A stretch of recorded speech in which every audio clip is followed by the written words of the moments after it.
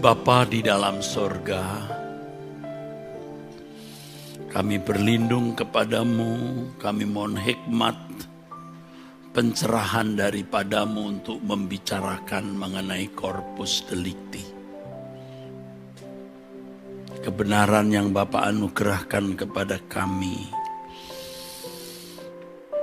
yang kuat, yang berkuasa mengubah kami.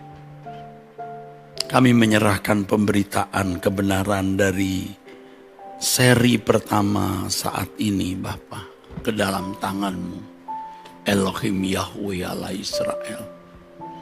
Dalam nama Tuhan Yesus Kristus. Amin. Amin. Silakan duduk, saudaraku sekalian.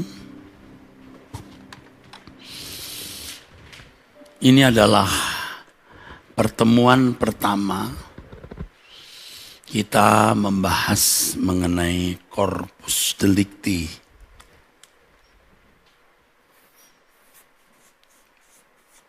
Corpus delicti.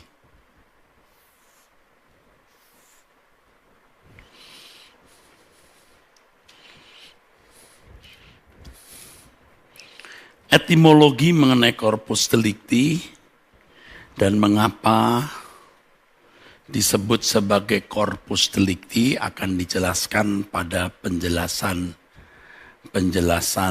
berikut. Maksud saya penjelasan yang akan datang. Karena ini bukan sekedar mengenai etimologi kata itu sendiri, tetapi juga pengertian yang termuat di balik kata corpus delicti. Corpus delicti, saudaraku, memuat penjelasan mengenai hukum kehidupan yang sangat penting. Ini bagian pengajaran yang sangat penting yang mutlak harus dipahami orang percaya. Dari pemahaman mengenai corpus delicti ini, orang percaya dapat membangun kehidupan Kristiani yang benar sesuai dengan maksud keselamatan diberikan. Dan tentu saja karena kita memahami maksud keselamatan diberikan, maka kita akan mengerti panggilan yang harus kita penuhi sebagai umat pilihan.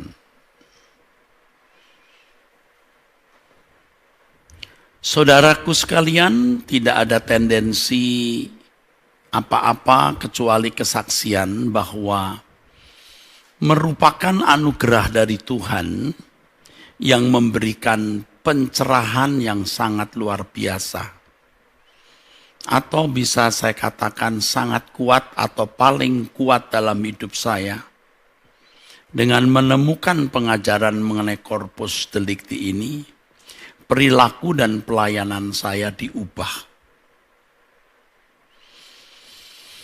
Saudaraku sekalian, dan sekarang sudah tersusun menjadi buku, dan buku tersebut juga masih harus banyak direvisi dan dilengkapi, karena ketika buku itu saya tulis mungkin sekitar 9 atau 10 tahun lalu, saya belum memahami kebenaran selengkap hari ini.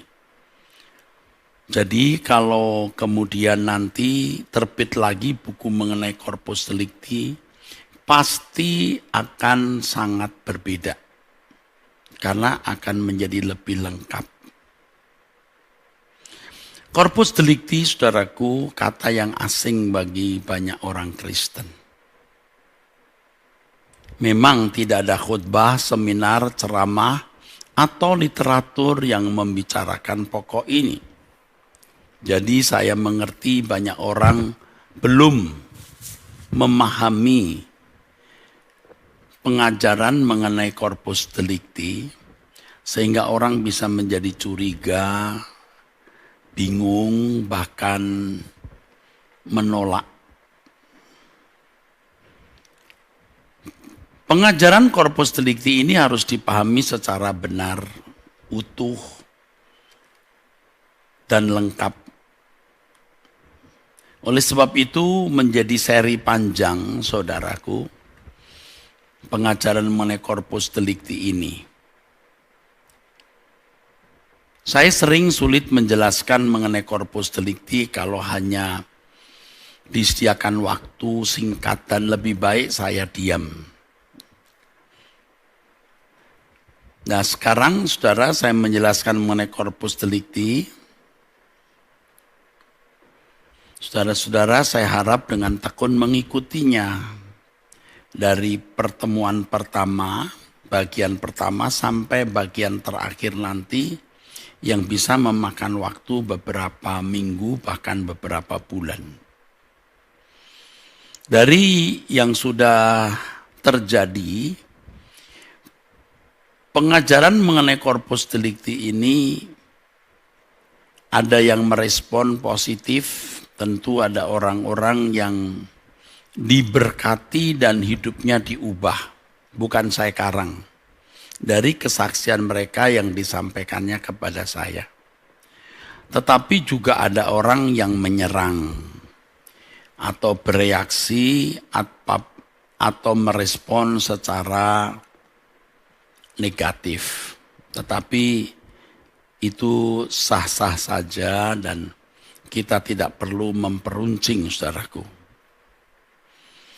Apa yang saya kemukakan mengenai corpus delicti ini memang tidak mudah dipahami, harus dibangun dari banyak penjelasan, supaya saudara-saudara sekalian memiliki pemahaman yang lengkap.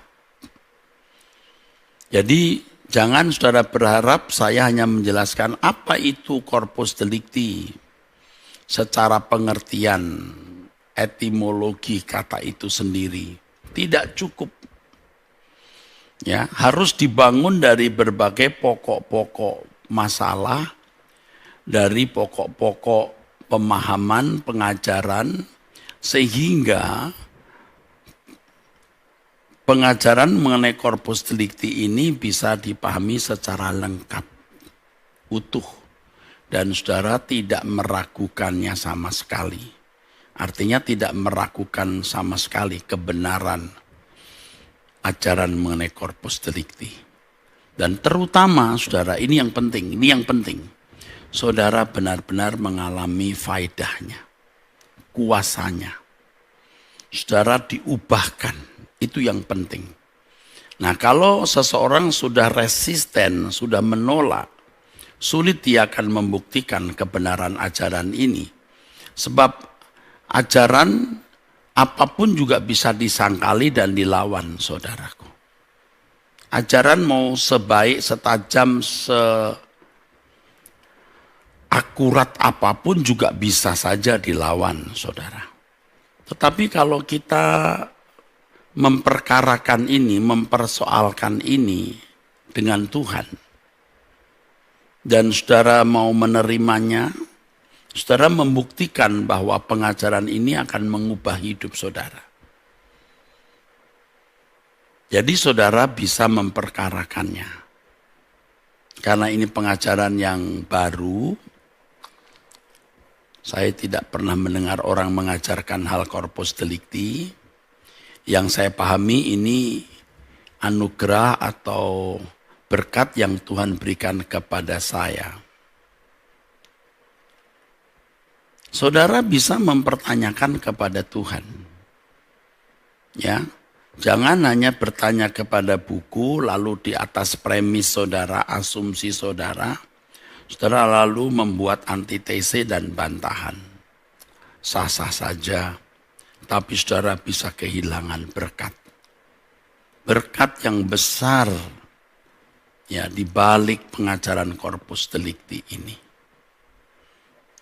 Saudaraku sekalian, pokok masalah corpus delicti ini berpotensi membangkitkan perdebatan dan perbantahan.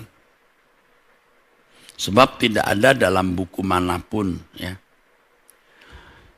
suatu ajaran yang tidak pernah ada kemudian tampil, apalagi yang memiliki keterkaitan dengan soteriologi, ya, ini bersifat dogmatis, merupakan satu hal yang bisa mengejutkan dan menimbulkan pertanyaan besar.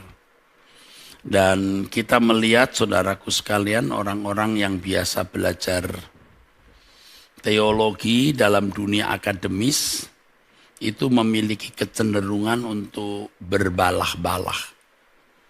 Ya, begitu mendengar pengajaran Corpus Delicti yang tidak jelas anchor-nya, jangkarnya, dari buku apa, referensi mana, maka berpotensi untuk disangkal, saudaraku. Jadi selain ada orang-orang yang rendah hati sehingga bisa menerima pengajaran yang luar biasa ini, ada juga orang-orang yang menanggapi dengan sebelah mata dan curiga, bahkan melakukan perlawanan. Ya memang kalau orang sudah terlalu banyak premis atau asumsi di nalarnya yang sudah menaun, mereka tidak mudah untuk menerima pengajaran yang baru muncul. Orang-orang seperti ini bukan saja mudah curiga, bukan saja tidak mudah menerima, tapi cenderung menolak bahkan menyerang. Apalagi dengan ada media sosial seperti ini, maka ini membuka ruangan yang lebih besar untuk mengadakan penyerangan, perlawanan, mengcounter, ya saudara. Sayang sekali saudara kalau sikap demikian ditunjukkan karena mereka bisa kehilangan kesempatan memahami kebenaran mengenai Corpus Delicti yang dapat mengubah hidup mereka. Yang dapat mengubah hidup mereka untuk mengalami rencana keselamatan Allah yang sejati. Oleh sebab itu saya mengajak saudara-saudara sekalian untuk tidak menutup hati terhadap penyingkapan kebenaran firman Tuhan yang Tuhan telah berikan ini. Saya kira kalau Bapak Ibu, saudara-saudara sekalian sudah mendengar khotbah-khotbah saya, berdoa bersama saya, menyanyikan lagu-lagu yang saya gubah, lalu saudara mendapatkan verifikasi atau pembuktian bahwa apa yang saya ajarkan mengubah saudara. Lagu-lagu yang saya gubah tidak menyalahi kebenaran Alkitab. Dan terutama saudara diubahkan, maka pengajaran Corpus Delicti ini pun juga bisa saudara percayai. Ya, saudara akan mendapatkan faedah atau kuasa yang luar biasa. Saudaraku sekalian, dari pengajaran mengenai Corpus Delicti ini terbuka mata pengertian kita terhadap fakta mengenai Allah yang di dalam dirinya terdapat tatanan atau hukum yang permanen dan sempurna. Allah bukanlah Allah yang bertindak di luar tatanan. Allah bertindak berdasarkan tatanan dan hukum yang sangat sempurna, tertib, ya, dan sangat sempurna. Nah, terkait dengan hal ini dapatlah ditemukan titik persoalan. Mengapa setan berani memberontak kepada Allah? Mengapa setan memberontak? Dan mengapa Allah tidak seketika menghukum setan saat itu juga? Ya sebelum dunia dijadikan maksudnya. Mengapa Allah tidak menghukum setan seketika itu juga? Nah ini pertanyaan saudaraku. Ya. Dan ternyata kita menemukan dalam kitab Wahyu yang bisa mengalahkan setan itu darah anak domba dan kesaksian orang yang tidak menyayangkan nyawanya. Nah nanti kita akan kupas ini secara detail satu persatu. Maka membutuhkan pertemuan yang cukup banyak, saudara. Nah di sini kita akan menemukan jawaban pertanyaan, mengapa Allah menciptakan manusia? Ya. Ternyata ada agenda yang luar biasa di balik penciptaan manusia itu. Jadi manusia diciptakan bukan sekedar mengelola bumi seperti mengelola bumi ini. Dan bumi ini kan seperti sebutir kerikil atau debu jika dibandingkan dengan alam semesta yang tidak terbatas, yang billion, triliun, saudaraku. Jumlah planet, gugusan galaksi. Ya tentu ada maksud Allah yang besar itu. Sederhana saja ketika Allah berkata, taklukkan bumi. Bumi harus ditaklukkan. Tentu yang ditaklukkan bukan hanya alam fisik, sebab ada oknum yang ada di bumi ini, yaitu setan. Bagaimana menaklukkan bumi? Tentu segala sesuatu yang bisa menghalangi jalannya proses kehidupan manusia harus ditanggulangi. Jadi manusia bukan hanya menaklukkan jarak, menemukan berbagai hukum-hukum alam untuk mempermudah kehidupan, tapi juga penghalang utama yang mengganggu kesejahteraan manusia. Siapa? Setan. Jadi manusia mendapatkan mandat menaklukkan bumi dan segala sesuatu yang menjadi rintangannya. Itu jelas sekali, saudara. Dan di sini pengajaran Corpus Delicti membuka rahasia itu, yang selama ini tidak pernah diajarkan atau dikemukakan. Saya ulangi, Allah berkata taklukkan bumi. Bagaimana manusia bisa hidup sejahtera sementara ada oknum yang memberontak kepada Allah? Ingat doa Tuhan Yesus, datanglah kerajaanmu, jadilah kehendakmu di bumi seperti di sorga. Bagaimana membuat bumi dan segala penduduk di dalamnya hidup di dalam ketertundukan pada kedaulatan Allah. Ya harus mesti membuang semua makhluk, oknum, entitas yang tidak mau menghadirkan kerajaan Allah. Siapa? Iblis. Taklukkan itu. Dan ini mudah, saudaraku. Tetapi kalau orang sudah punya premis yang beda, lalu berkeras hati, ya susah, saudaraku. Jadi ternyata manusia diciptakan dengan agenda pula, juga dengan agenda membinasakan pekerjaan iblis supaya iblis dapat dihukum. Makanya firman Tuhan mengatakan anak manusia datang untuk membinasakan pekerjaan iblis. Jelas kan? Nah, seandainya Adam tidak jatuh dalam dosa, apakah Yesus yang disebut anak manusia perlu datang untuk membinasakan pekerjaan iblis? Tidak perlu, karena Adam yang harus membinasakan. Nah, kita bahas lagi nanti ayat ini. Perlu kan verifikasinya, sehingga saudara bisa memahami bahwa pengajaran Corpus Delicti bukan omong kosong. Makanya harus ikut tahap demi tahap, baru bisa mendapatkan frame bingkai lengkapnya. Anak manusia datang untuk membinasakan pekerjaan iblis.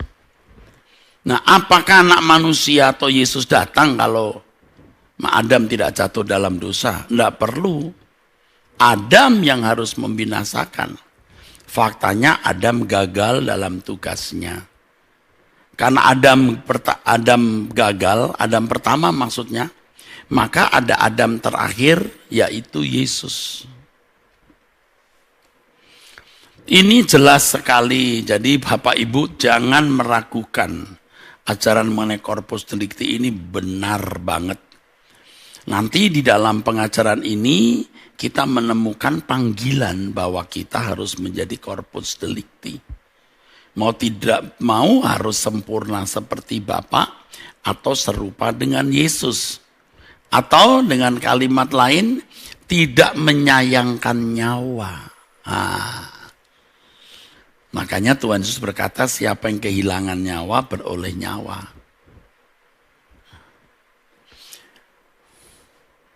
Puji Tuhan saudara, ini baru pendahuluan ya. Nanti kita melihat butir per butir kebenaran ini sampai saudara mendapatkan pengertian yang kokoh ya mengenai corpus delicti ini. Dari pengajaran mengenai corpus delicti itu terbuka rahasia mengenai makna dua pohon di tengah Taman Eden.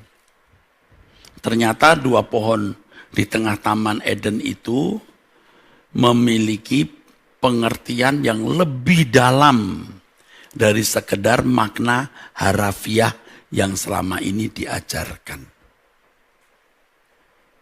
Ya, ternyata pohon pengetahuan tentang yang baik dan jahat dan pohon kehidupan itu sebuah figuratif.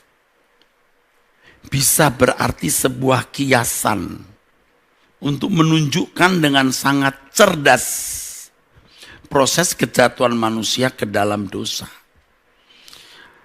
Dan ketika kita belajar mengenai hal ini, nanti kita akan bahas di bab sendiri, saudara. Maka kita menemukan implikasi yang sangat tajam, sangat kuat untuk dikenakan dalam hidup orang percaya.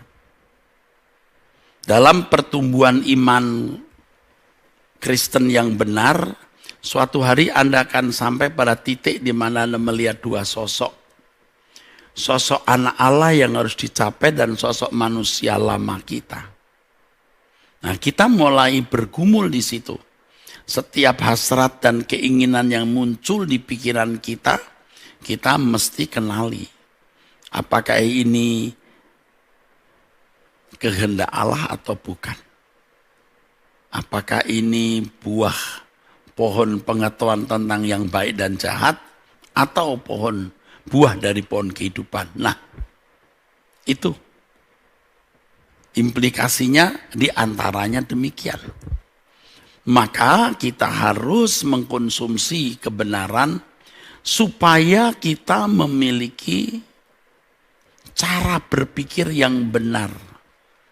Bukan sekedar pengetahuan yang baik dan jahat. Ya, bukan terukur dari ukuran baik dan jahat, tapi terukur dari pikiran perasaan Allah. Sekarang kita tahu bukan soal taat atau tidak taat terhadap sesuatu yang ukurannya baik atau jahat, yaitu pengetahuan tentang yang baik dan jahat.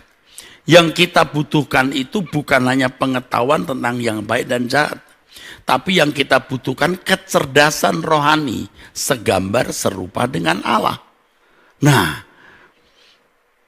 penjelasan mengenai pohon pengetahuan yang baik dan jahat dan pohon kehidupan menjadi clear. Dan kita kagum betapa sangat cerdas proses kejatuhan manusia ke dalam dosa itu. Dan terkait dengan hal ini, ya saudara sekalian, kita mendalami hal corpus delicti dan kemudian kita bisa menemukan maksud Tuhan menciptakan perjalanan waktu. Mengapa Tuhan menaruh matahari, bulan untuk menentukan masa-masa dan ketika? Ada perjalanan waktu. Nah, itu kita bahas juga di dalam konteks corpus delicti ini, saudara. Rumit. Khusus mengenai perjalanan waktu, sudah satu pertemuan, saudara. Allah itu bekerja dengan tertib. Makanya kedatangan anak manusia di dunia saja sudah ditentukan kapan oleh Allah. Kenapa Yesus tidak datang pada zaman Musa? Kenapa anak Allah tidak dilahirkan pada zaman bangsa Israel di Mesir? Kenapa pada abad 1 ketika Roma menguasai Palestina?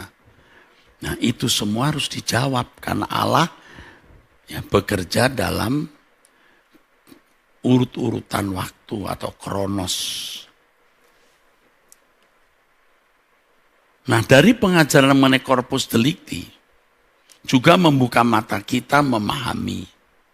Ternyata manusia dalam penciptaan bukanlah makhluk yang sudah sempurna sehingga tidak bisa bersalah.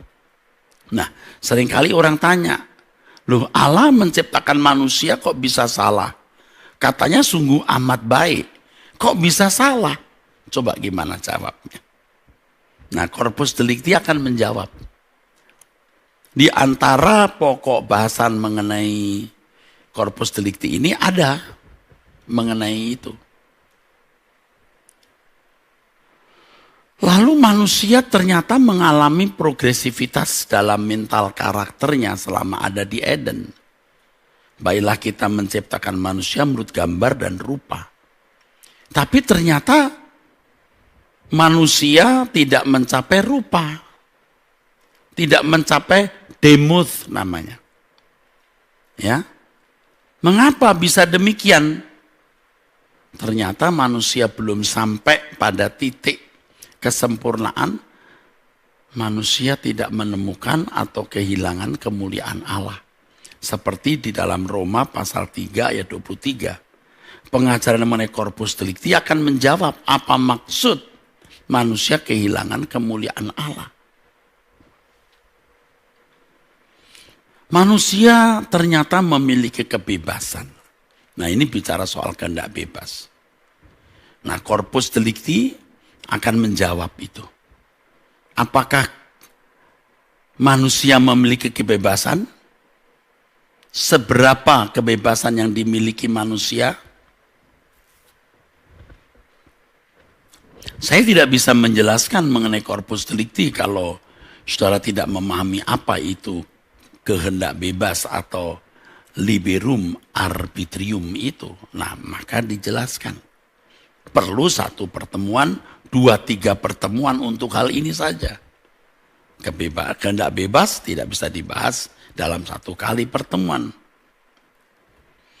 Jadi manusia itu bisa hidup dalam penurutan terhadap kehendak Allah atau memberontak terhadap Allah. Kalau dia hidup dalam penurutan, pasti mencapai gambar dan rupa Allah. Sesuai dengan rancangan Allah semula. Kalau tidak, manusia gagal.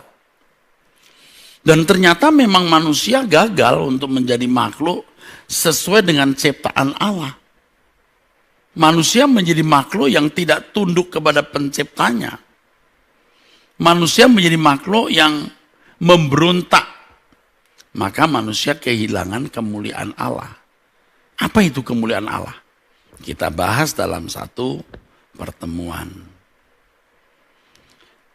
Manusia tidak akan dapat melayani Allah dengan keadaan yang kehilangan kemuliaan itu. Maksudnya apa? Karena manusia tidak mampu membuahkan kehendak yang selalu sesuai dengan pikiran dan perasaan Allah. Loh, kenapa manusia harus memiliki kehendak yang selalu sesuai dengan pikiran dan perasaan Allah? Karena manusia memang diciptakan untuk menjadi bukan saja segambar, tapi juga serupa. Apa bedanya, Pak? Kalau gambar berbicara mengenai komponen yang ada pada Allah, juga pada manusia. Nah, lalu rupanya ini kualitasnya. Manusia tidak mencapai kualitas seperti yang Allah mau, tidak mencapai kualitas seperti yang Allah kehendaki. Kenapa? Karena manusia memilih pengetahuan yang baik dan jahat. Downgrade. Grade-nya mestinya segambar serupa, tapi downgrade pengetahuan tentang yang baik dan jahat.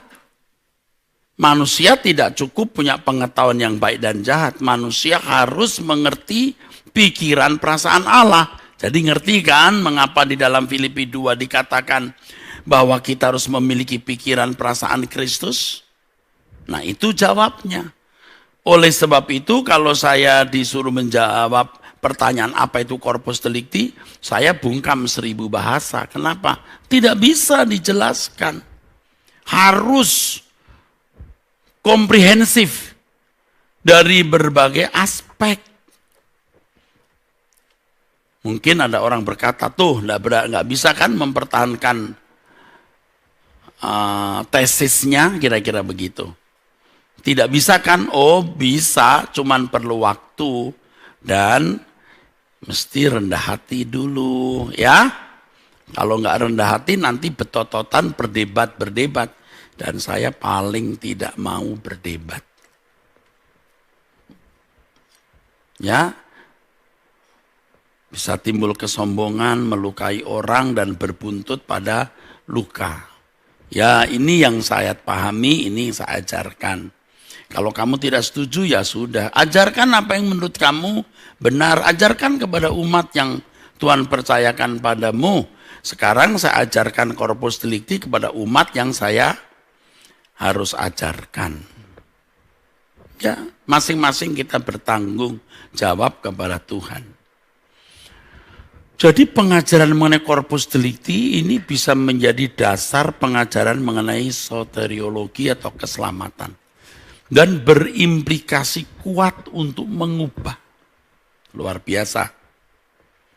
Tanpa pemahaman mengenai corpus delicti ini, kita tidak terpacu untuk mewujudkan keselamatan. Keselamatan itu usaha Tuhan mengembalikan manusia ke rancangan semula Allah. Mengapa harus rancangan Allah semula? Coba bertanya begitu. Nah, supaya Tuhan senang saja begitu? Loh, lalu apa keterkaitan dengan kehadiran iblis? Keterkaitannya dengan Yesus datang untuk membinasakan pekerjaan iblis? Keterkaitannya dengan bahwa iblis hanya bisa dikalahkan oleh darah Yesus, artinya pengorbanan, dan kesaksian orang yang tidak menyayangkan nyawa. Ayo jawab. Kenapa Allah tidak bunuh iblis jauh-jauh hari sebelum dunia diciptakan? Mengapa Allah berkata taklukkan bumi? Pasti di balik mandat, amanat, perintah itu manusia head to head, betul nggak? Dengan iblis. Lalu bagaimana cara mengalahkan iblis? Corpus delicti akan menjawab. Ini sudah gatel saya mau menjawab. Tapi tunggu dulu supaya saudara bisa terangsang, terstimulasi untuk mengikuti poin demi poin. Ya, ini orientasinya dulu. Ibaratnya kalau menulis tesis atau disertasi ini abstraksinya. Ini abstraksinya. Jadi saudara supaya tahu mengapa saya bungkam 1000 bahasa kalau orang bertanya mengenai corpus delicti kepada saya. Bukan saya tidak bisa mempertahankan. Saya membutuhkan waktu, membutuhkan kesempatan banyak dan tentu hanya untuk orang yang rendah hati. Kalau saudara ragu-ragu tanyakan kepada Tuhan. Saya ini mengajarkan kebenaran atau tidak. Jadi dengan memahami corpus delicti ini dapat dibangun bukan saja pengetahuan mengenai soteriologi yang kokoh. Kalau saya bicara soteriologi itu artinya studi mengenai keselamatan ya. Bukan hanya pengetahuan tentang keselamatan kita kokoh, tapi kita juga terpacu untuk mewujudkan keselamatan itu. Bukan hanya memahami di dalam nalar. Karena ketika kita belajar mengenai corpus delicti, kita akan dibawa kepada betapa hebat perjuangan Tuhan Yesus meraih kemenangan untuk dapat menaklukkan iblis. Perjuangan Pak, bukankah Yesus dengan mudah bisa mengalahkan karena Yesus itu Allah dan tidak bisa dikalahkan. Nah ini pernyataan keliru. Yesus menjadi manusia 100%. Dia bisa berbuat salah, tapi tidak berbuat salah. Kalau dia tidak bisa berbuat salah, dia bukan manusia 100%. Dia manusia jenis lain. Dan kita tidak bisa meneladaninya karena dia jenis lain. Nah, di sini saya harus menjelaskan tentang kemungkinan kebersalahan Yesus. Nah, satu tema lagi ini. Jadi tidak bisa dengan mudah. Yesus memenangkan pergumulan melawan iblis. Dia menang. Loh, kenapa disebut menang? Kebangkitannya menunjukkan kemenangan. Loh, kok bisa yang menang Yesus atau Allah? Ya Yesus loh. Yesus dibangkitkan oleh Allah loh. Yang menang Allah bukan Yesus. Tapi dikatakan kemenangan Yesus oleh karena salib dan kebangkitannya. Loh, kenapa? Coba jawab. Kenapa itu disebut menang? Harus kita tahu dia taat sampai mati, bahkan mati di kayu salib. Ya, seperti yang dikatakan dalam Ibrani pasal 5 ayat 7 sampai 9, dia belajar taat. Dengan ratap tangis ya, dengan tangisan ya, dia berdoa kepada Bapa yang berkuasa menyelamatkannya dari maut. Dan karena kesalehannya dia didengar. Bukan karena anak. Walaupun dia anak, begitu dikatakan dalam Ibrani pasal 5 ayat 7 sampai 9. Walaupun dia anak Allah, dia belajar taat dari apa yang dideritanya. Belajar taat loh. Berarti dia juga mengalami progresivitas seperti Adam. Karena kesalehannya dia dibangkitkan, bukan karena kuasa Allah semata-mata. Jelas kuasa Allah yang membangkitkan. Tapi kalau Allah membangkitkan tanpa alasan, itu Allah yang tidak memiliki aturan. Karena kesalehannya Allah membangkitkan dia. Berarti kemenangan Yesus pada ketaatannya. Nah, timbul pikiran jelas. Ini paralel ya saudara. Kalau Adam taat, dia mengalahkan iblis. Betul nggak? Nah, inilah pelajaran corpus delicti. Begini saja kok repot. So easy to know. Mudah untuk memahami ini. Dari ketaatan yang sempurna, Yesus, ia dibangkitkan dan tampil sebagai pemenang. Yang menggantikan Adam pertama yang gagal meraih kemenangan. Kalau Adam taat seperti Yesus, iblis terbukti berbuat salah. Ini kesalahan bukan soal mencuri atau membunuh. Ini kesalahannya adalah pemberontakan. Maka harus ditampilkan sikap tidak memberontak. Taat sampai mati, bahkan mati di kayu salib. Jangan di downgrade. Begitu di downgrade, gagal semua. Sebab yang harus dicapai itu segambar serupa. Iblis cerdas. Tidak membuat Adam jadi biadab. Cukup pengetahuan yang baik dan jahat. Downgrade, gagal. Maka manusia yang di downgrade tidak mampu mencapai gambar dan rupa Allah, tidak mampu memiliki kehendak hasil dari pikiran perasaannya yang sesuai dengan kehendak Allah. Gagal. Manusianya bisa melakukan apa yang baik dan jahat, maka diberi hukum. Udah kelasnya kelas hukum saja. Oleh sebab itu ketika Yesus datang ke dunia,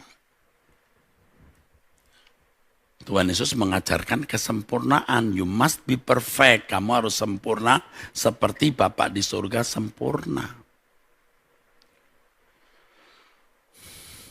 Jadi ketika Adam dan Hawa bisa taat, seandainya, tapi gagal ya. Iblis dikalahkan.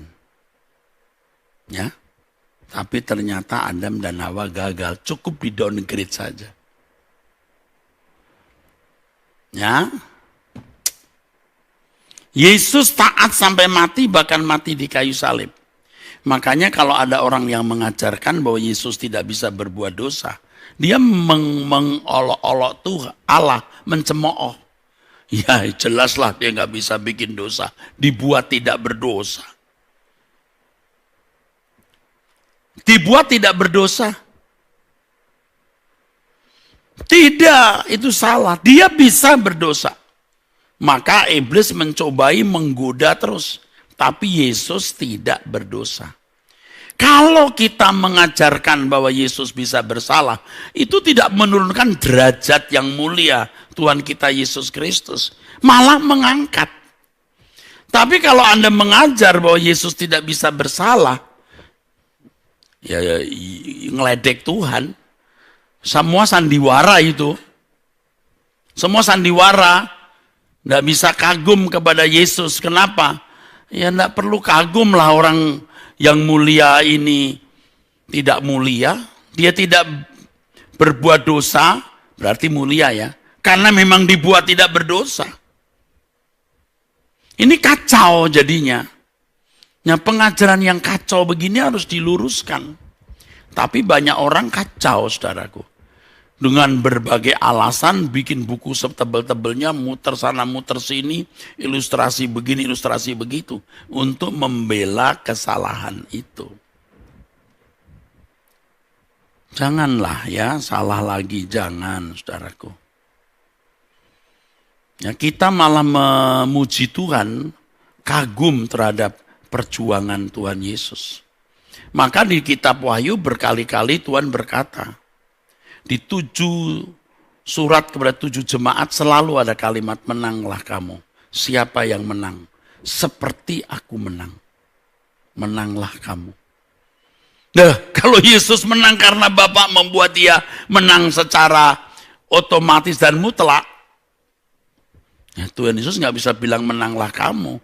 Itu kebohongan. Bayangkan kalau ada pertandingan sepak bola ya. Yang satu dibuat tidak bisa kalah. Itu mahkota, maaf, piala. Itu bohong-bohongan. Nah, kalau di kitab Wahyu sering ditulis itu, ya pujian terhadap anak domba yang tersembelih. Ya. Kalau cuma tersembelih, tok, itu keagungannya tidak ada. Dia bisa menolak untuk disembelih. Tapi dia menerima untuk disembelih. Itu maksudnya. Nah, ingat. Firman Tuhan mengatakan bahwa yang bisa mengalahkan iblis itu hanya anak domba Allah. Ya. Dan darah orang yang tidak menyayangkan nyawa. Wahyu 12 ayat 11. Dan mereka mengalahkan dia. Si ular itu. Simbol dari iblis maksudnya. Oleh darah anak domba. Dan oleh perkataan kesaksian mereka. Siapa? Mereka yang tidak mengasihi nyawa mereka sampai ke dalam maut. Yang tidak mengasihi nyawa itu kehilangan nyawa. Yang kehilangan nyawa itu mengenakan nyawa, gairah, spirit Yesus. Seperti Paulus yang mengatakan hidupku bukan aku lagi, tapi Kristus yang hidup di dalam aku. Akhirnya pengajaran Corpus Delicti menunjukkan panggilan kita sebagai orang percaya yang harus serupa dengan Yesus. Jadi kalau Anda tidak serupa dengan Yesus, Anda tidak menjadi pengikut Yesus. Jangan dipermudah, didevaluasi dengan menjadi orang Kristen. Menjadi orang Kristen berarti ikut Yesus. Belum tentu. Orang yang ikut Yesus itu orang yang hidup seperti Yesus hidup. Itu baru namanya percaya, menyerahkan diri kepada objek yang dipercayai. Jadi kalau Tuhan kita Yesus Kristus telah menjalani hidup sebagai manusia yang dalam segala hal disamakan dengan kita, Ibrani 2 ayat 17. Kita menjalani hidup seperti hidup yang dia jalani karena dia memiliki keadaan yang dalam segala hal disamakan dengan kita. Artinya disamakan dengan Adam sebelum Adam jatuh dalam dosa. Oleh sebab itu kita harus berjuang keras dan tekun. Sehingga hidup kita di dunia ini sebenarnya hanya punya satu agenda. Mencapai keserupaan dengan Yesus. Titik. Atau mendapat panggilan menjadi corpus delicti. Wah Pak, kalau begitu kita mau gimana hidup ini? Tidak ada kesibukan apa-apa. Oh, segala kesibukan yang kita lakukan harus terarah kepada hal ini. Itulah sebabnya firman Tuhan mengatakan, baik kamu makan, baik kamu minum, atau melakukan segala sesuatu, lakukan semua untuk kemuliaan Allah. Yesus menebus kita, 1 Korintus pasal 6 ayat 19 dan 20, membeli kita, supaya kita menjadi manusia sesuai dengan yang dirancang. Jadi kita ini orang yang telah kehilangan hidup. Sebab kita harus mengenakan hidupnya. Saya memuji Tuhan, saudara, dengan lagu yang tadi dinyanyikan. Ini bukan tentang hidupku, tapi hidupmu. Ini kalimat yang bagus. Ya, saya bersyukur anak saya menulis lagu ini. Anak saya yang kedua, Stefani. Ini bukan tentangku, tapi tentangmu Tuhan. Terus kalimatnya apa lagi ya? Coba dimunculkan bisa nggak? Hidupku hanya tentang dirimu. Wow, ini tidak saya rancang. Pendeta Roy akan nyanyikan lagu ini, Roy. Thank you, bro. Tuh ulangi. Kalimat pertama, hidupku hanya tentang dirimu. Terus, perasaanmu kujaga selalu. Ya, kalau kita hidup tentang diriku, aku melukai hatinya. Oh, dia membeli aku supaya tubuhku jadi baitnya. Seperti Yesus katakan, runtuhkan bait ini. Bait Allah. Kubangun 3 hari. Itu tubuhnya. Tubuhnya menjadi bait Roh Kudus. Sekarang kita juga jadi bait Roh Kudus. Terus kalimatnya, hidupku bukan tentang diriku. Pribadimu ada di dalamku. Iya. Kita dibeli supaya karakter Kristus ada di dalam diri kita. Terus. Udah habis. Kalimatnya kok udah habis ya? Udah. Saudaraku sekalian, jadi panggilan ini tidak bisa dikurangi. Aduh saudara, ikut Tuhan Yesus itu bukan berat ya. Juga nggak ringan, sangat berat. Maka sedikit sekali orang yang menang itu sedikit sekali, saudaraku. Karena kita sudah disesatkan oleh dunia, plus dengan pengajaran-pengajaran yang kita terima sejak kecil untuk hidup wajar seperti manusia lain. Kita salah, saudara. Termasuk saya salah.